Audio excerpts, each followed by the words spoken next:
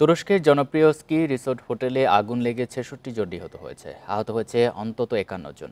এদের মধ্যে একজনের অবস্থা আশঙ্কাজনক বলে জানিয়েছেন চিকিৎসক। এরই মধ্যে আগুন লাগার কারণ জানতে তদন্ত শুরু হয়েছে। এই ঘটনায় হোটেল মালিকসহ ৪ জনকে গ্রেপ্তার করেছে পুলিশ। ভয়াবহ আগুনে পুড়ে ছাই তুরস্কের বলুর প্রদেশের জনপ্রিয় স্কি রিসোর্ট গ্র্যান্ড কার্টাল হোটেল। মঙ্গলবার স্থানীয় সময় রাত ৩:৩০টার দিকে আগুন লাগে। ২৬৭ জন দমকল কর্মীর চেষ্টায় ১২ ঘণ্টায় নিয়ন্ত্রণে আসে আগুন। আগুনের ঘটনায় প্রাথমিকভাবে ১০ জনের মৃত্যুর খবর দেওয়া হলেও তা বেড়ে অর্ধশত ছাড়িয়ে যায়। আহত হয় অনেকে। প্রত্যক্ষদর্শীরা জানান, প্রাণ বাঁচাতে হোটেলের জানালা দিয়ে অনেকে লাফ দেন। এভাবেই মারা গেছেন ২ জন।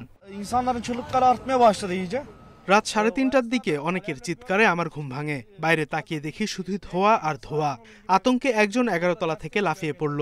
বিছানার চাদর ব্যবহার করে নিচে নামার চেষ্টা করছিল অনেকে। চাদরটি ছিঁড়ে গেল। একজন মাথায় আঘাত পায়। এক বাবা তার সন্তানকে জড়িয়ে ধরে চিৎকার করছিল।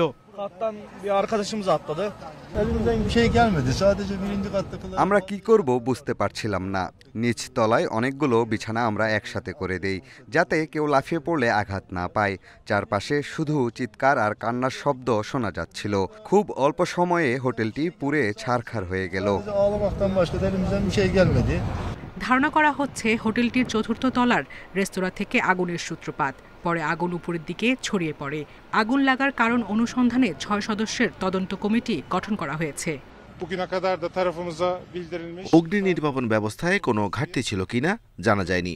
ফায়ার সার্ভিসও কোনো অভিযোগ করেনি। তবে আগুন লাগার কারণ জানতে তদন্ত চলছে।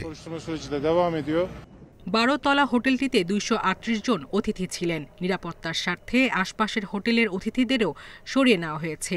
কারো গাফলতি থাকলে শাস্তির হুঁশিয়ারি দিয়েছেন তুরস্কের president Recep Tayyip Erdogan. Saira Khan, Independent news.